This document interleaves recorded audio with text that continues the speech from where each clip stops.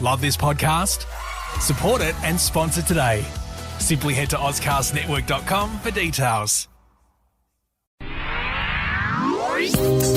It's The In Show, Australia's only show dedicated to innovation from Adelaide, Australia and across the globe. It's David Grice and Troy Sincock. On this show, we're inspired by innovators and startups, entrepreneurs, people with big ideas looking to change our world and make it a better place. Absolutely. And, you know, one of the great things about what we hear about is people's stories, not just about their products and the services that they're creating, but the way they got there and the struggles that they faced. And I think I gained so much out of just listening to how they're doing things.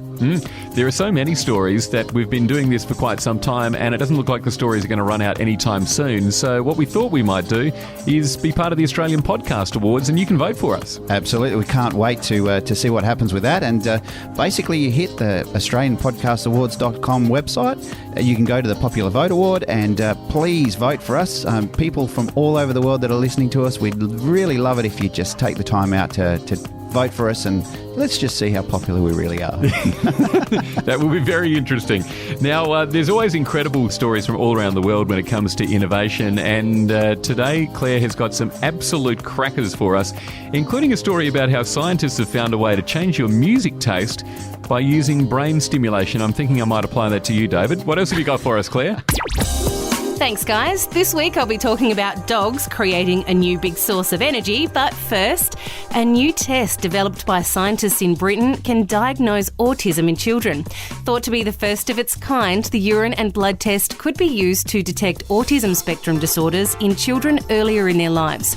Autism spectrum disorders, or ASDs, mostly impact social skills, communication, behaviour and mental health. Before this test was created, there was no easy way of diagnosing kids.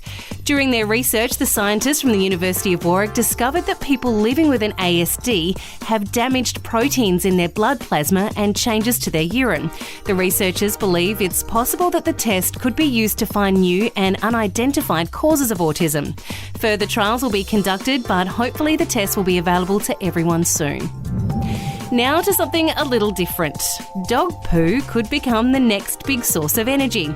The concept of converting doggy doo into power isn't a new idea, but it seems it's only just been taken seriously. Around the world, more and more companies are using Barker's eggs for innovative ventures. For example, in the UK, the top of the Malvern Hills stands the country's first ever street lamp that's powered by, you guessed it, dog poo. The whole concept is actually pretty simple. A dog walker can deposit their dog's poo into a relatively large box that looks like a washing machine and turns the handle. Inside the box is a biodigester which contains thousands of microorganisms that break down the contents. This creates methane, which generates power for the street lamp and at the same time fertiliser that can be sold to farmers. Just 10 bags of doggy doo can create 2 hours of light. If only dog owners could recycle the mess their dogs did at home and convert it into electricity. Scientists in Canada have found a way to change your music taste by using brain stimulation. The procedure changes the way you view, value and enjoy music. So if you absolutely hate that death metal your brother likes to blast in his room, there's thankfully a way to turn that revulsion into love. It's already been discovered that listening to music we like stirs the circuits in the front of our brain that are responsible for feelings of happiness and surprise. But until now, no one has explored whether the circuits can be altered. The scientists from the Montreal Neurological Institute and Hospital of McGill University have devised a simple process that involves magnetic stimulation that activates and deactivates the front areas of your brain. The results show that when the circuits were deactivated, all of the participants disliked a song that they enjoyed before the experiment. This research is incredibly important because people with depression, obesity and addictions have poorly functioning circuits in the front areas of their brain. This procedure has the potential to change so many lives. And that's what's in news this week. Thanks, Claire. Well, what about that, David? That would be an incredible innovation if we could actually determine what people like in music and I suppose effectively just change the happiness and well-being of people overall. Absolutely. I mean, doesn't it go to show the power that music has and the ability music has to change people's lives? I mean, it's not just about keeping people engaged in some kind of activity, whether it be dancing or singing or something like that. It's actually using music to help people have a better way of life in so many different ways. I'm glad that scientists now are actually finding these things, and finding that music is so powerful in this way. Isn't it incredible how much we're really getting to know the brain? It seemed like years ago, this kind of, we know a lot about everything else, but that brain thing is a bit complex for us, it's going to take a long, long time. There feels like there's this real momentum in that space at the moment. It really is. And look, I saw something just recently, actually, which blew my mind, which was a gentleman, elderly gentleman with Parkinson's disease. He couldn't walk, so they show him walking into the room with a nurse holding him up while he's walking in. They put on ballroom dancing music because that's what he used to enjoy when he was younger.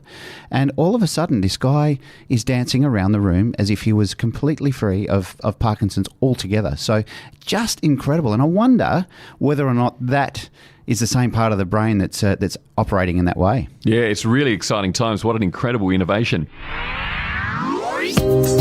It's David Grice and Troy Sincock, and you can subscribe to our new feed in Apple Podcasts on iTunes to keep listening to The In Show. Just resubscribe to The In Show podcast with the coloured logo. Now, tomorrow we are going to speak to a guy who has really had massive impact in the city we live, Adelaide.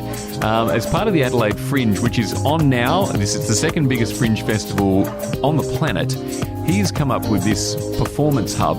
But I've got to tell you, he's been through some stuff and he's discovered that, failure has ended up being a really big motivator for him. Absolutely. And I mean, you've got to see this venue. Like, you can check it out online. Just look up Royal Croquet Club and you'll just see the infrastructure in this massive area and the thousands of people that attend the event every year.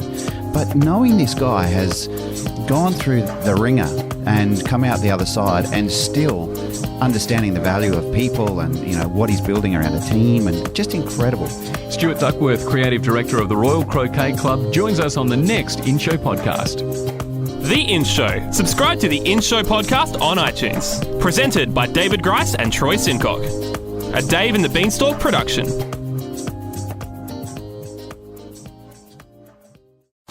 Love this podcast? Support it and sponsor today. Simply head to AuscastNetwork.com for details.